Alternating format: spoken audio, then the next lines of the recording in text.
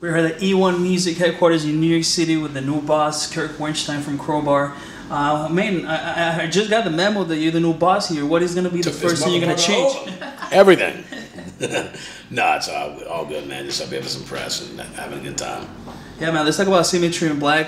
First of all, congratulations, 25 years. Celebrating this year, 25 years with Symmetry In Black. Yep, absolutely. It's a 10th studio record, and full-length studio record, and this is 25 years, man. So we're pumped. We're really excited. Can't wait to get the record out. Hey, man, when I had a chance to listen to it, because Bill sent it over before the interview. Thank Bill for doing that, because now I have more to talk to you about. And what I like about it is that it is Crowbar. There's no question that it's Crowbar, but it does definitely include everything that you've done since you started, in a way, you know what I mean? Yeah, totally. That was the idea. It was kind of like, we try to branch out a little bit with each record. It's like, in the beginning, to me at least, I mean, some of the fans get mad when I say it, but like, Obedience Through Suffering and Crowbar to me, every song kind of sounded the same, really, and started bringing a few different elements in around Time Heals Nothing, and, I just like to keep it Crowbar. Look, here's Crowbar, but I don't want, like, those parameters of what Crowbar has to sound like or whatever grow, apart a little further. It just broadens the spectrum of dynamics and whatnot, and it makes for a better, like, to me, it's our most diverse record, but it's the most cohesive. Like, if you listen from the first note to the last note, the whole record is one piece of work. It's really killer. Did you guys write a lot of songs? You kind of went into the idea, okay, we're gonna have this amount of songs done, and that's what we're recording.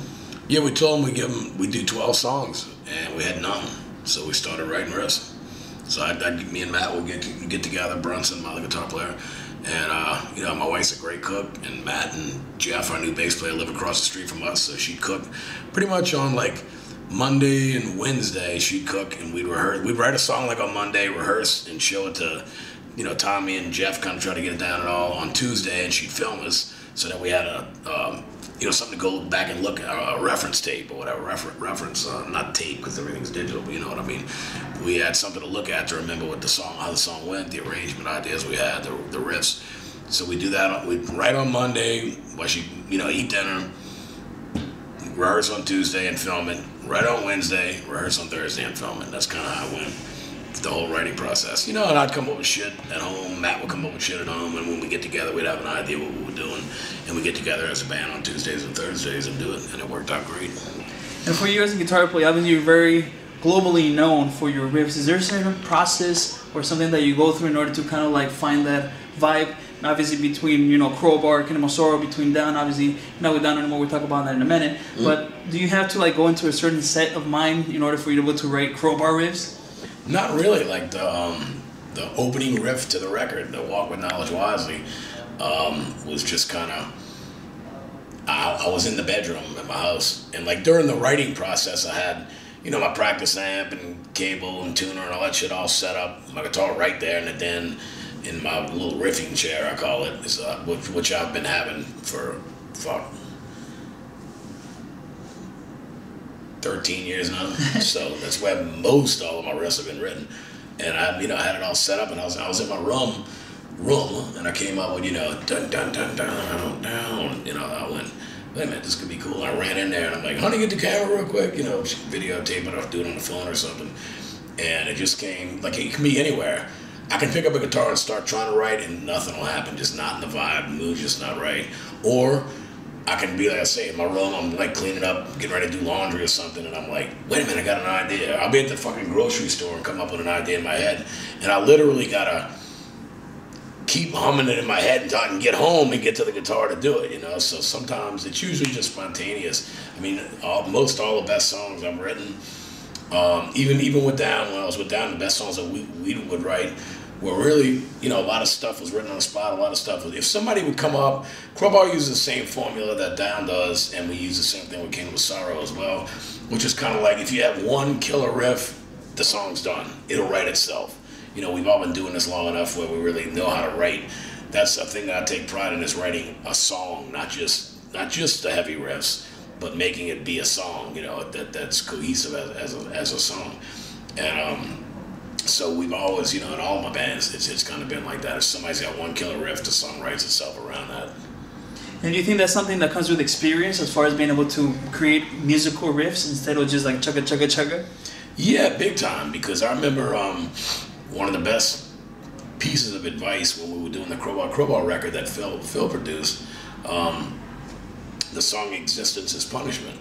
We played him the version that we had that we thought was all killer, and he's like, "Can I tell you something? To be honest?" And I said, "Sure, man." And he goes, "You only got one good riff in this song, and the rest of them suck." And I'm kind of like, "What?" And he's like, "Let me just explain something." He goes, "You want me to be blunt?" And I'm like, "Please do." You know, and he really taught me a lot on how to arrange. He goes, "You got one killer riff, the main riff of Existence. You know, bow, now, now, now." He goes, "Build a song around that." And I'm kind of like, "Huh?" Like, I really didn't know. And he's like, "No, dude, with Pantera, you know, like if Dime comes up with a riff, right? Phil comes up with something, Rex, whatever." He's like, "Once you get that one killer riff, you can build a song around that." And he goes, "It doesn't have to have 4, 5, 6, 7 parts to it. It can be some of the greatest songs with 2 or 3 riffs, you know, like honestly." And I was kind of like, wow. And ever since then, that's been my approach to writing, because honestly, Phil's probably the best arranger of music that I've ever worked with. You know, he's brilliant with arranging. I mean, he writes great, of course, too, but he's really, his ideas for arrangement are really, really, you know, awesome. So thank you for the help there, Big Daddy. And do you miss playing with Down? Because I know you were going through a lot of things. I mean, I miss it, but I don't miss it. I miss, you know, creating music with the guys. I miss being on stage with the guys.